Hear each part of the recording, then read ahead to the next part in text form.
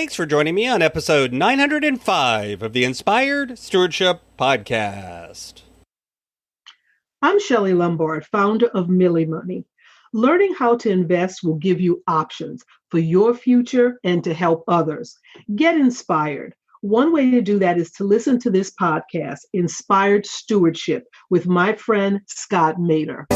That are my goals? What is it that are my values? Now, obviously, working with an accountability partner or coach can help, but even if you're just doing it by yourself and you're forcing yourself to have that regular status of review, reflect, revise, and do it again, you will see improvements with your money. Welcome and thank you for joining us on the Inspired Stewardship Podcast. If you truly desire to become the person who God wants you to be, then you must learn to use your time, your talent, and your treasures for your true calling. In the Inspired Stewardship Podcast, you will learn to invest in yourself, invest in others, and develop your influence so that you can impact the world. In today's episode about investing in others through stewarding your treasures, I talk with you about how there is a weekly meeting structure that can help you with your money. I share why this works for both couples and singles, and I also share some of the things that you should do and think about during the meeting. As we talk about stewarding your treasures, wouldn't it be great if you could support this podcast and do it without costing yourself an extra dime? Turns out you can. All you have to do is use inspiredstewardship.com/Amazon when you're ready to make a purchase via Amazon, and a small commission will come back to support the show. If you enjoy the show when you're ready to buy from Amazon, just use inspiredstewardship.com/Amazon. All this week, we've been talking about the weekly meeting and how it can serve a purpose for both singles and couples. And today I wanted to talk about the weekly meeting when it comes to your money.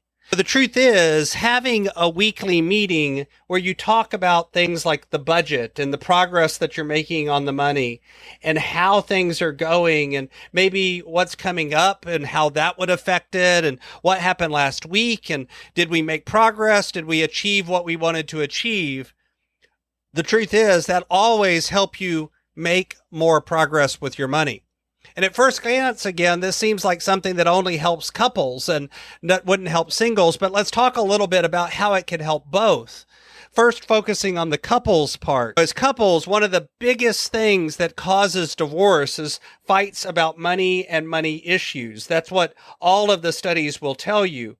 And I will tell you that the truth is usually the money and the fights that are happening around that are a symptom of poor communication. They're a symptom of no longer being on the same page. They're a symptom of no longer having the same values, the same priorities.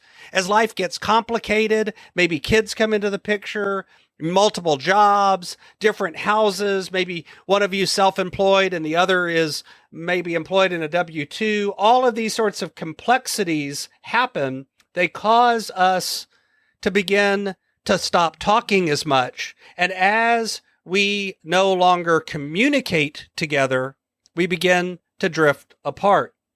It's just the way it works.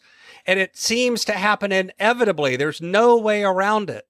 But the truth is, one of the reasons to have a regular weekly meeting where you talk about your schedule, where you talk about your money, is so that you don't drift apart. Because the truth is, how your money plays out has a lot to do with your priorities and values. And if there's differences and disagreements around your money, it's highlighting that maybe there's differences and disagreements about your priorities. And so you can begin to talk about that. You can talk about what's important. Maybe one of you wants to travel and the other one wants to stay at home. Maybe it's one of you feels like this is the right way to raise the kids and the other one has a differing opinion. Whatever it is, whatever causes the disagreement, it will be highlighted in your money and your time. And so having this regular weekly meeting allows you to begin to figure out what's going on and dig into it. Do the hard work of having the tough conversation. Now, as a single person, you've got a similar situation. The problem is you don't have the built-in accountability of having a partner who's always going to challenge you on your thinking. Instead, you've got to set up a system where you regularly challenge yourself. where you sit down and you look at what you did last week and what you're planning to do next week, and you think to yourself, what is it that I'm really trying to make progress on? What is it that I'm really trying to do? What is it that are my goals? What is it that are my values? Now, obviously, working with an accountability partner or a coach can help, but even if you're just doing it by yourself and you're forcing yourself to have that regular status of review, reflect, revise, and do it again, you will see improvements with your money. Because the truth is, the biggest problem with our money oftentimes as a single person is that we just don't pay enough attention to it.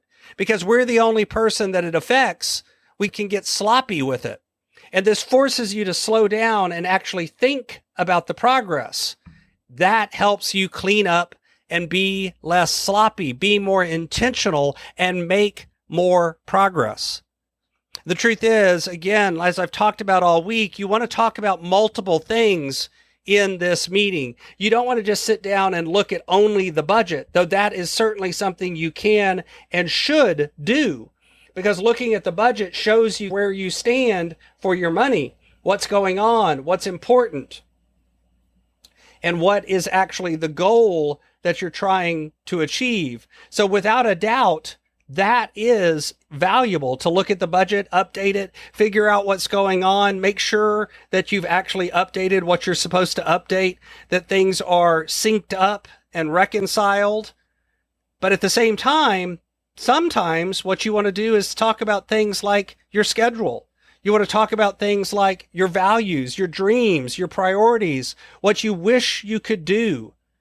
Talk about things that are long-term and short-term, things that you might want to do in 10 years, in 5 years, in 3 years. What is it that your dreams are? What is it that you really wish you could do? What are the things that are truly the most important to you and that you really want to get done? When you reflect on those things, when you reflect on your values, when you reflect on your priorities, when you reflect on what's going on, then you can begin to make progress. Because the truth is, one of the things that keeps us from making progress is simply the fact that we aren't paying attention. We aren't actually thinking about what it is that we need to do. And because we aren't paying attention, inertia takes over and we just keep doing what we've always done and we keep getting what we've always gotten. The weekly meeting gives you a chance to be intentional about your money and to notice whenever you're doing things that perhaps aren't intentional, when you're doing things that perhaps aren't really in alignment with your values and your priorities and getting you what you want and getting you where you want to go. And when you notice that, then you have a chance to do something about it. It's when you're not noticing, when you're not paying attention, that you can't make changes. That's the real power of the weekly meeting. It allows you to be proactive and make changes before things get so bad that you can't fix them. Because a week is close enough in time to be able to actually make progress, but it's long enough that you can actually see some direction and change and have something to react to. Thanks for listening. Thanks so much for listening to the Inspired Stewardship podcast.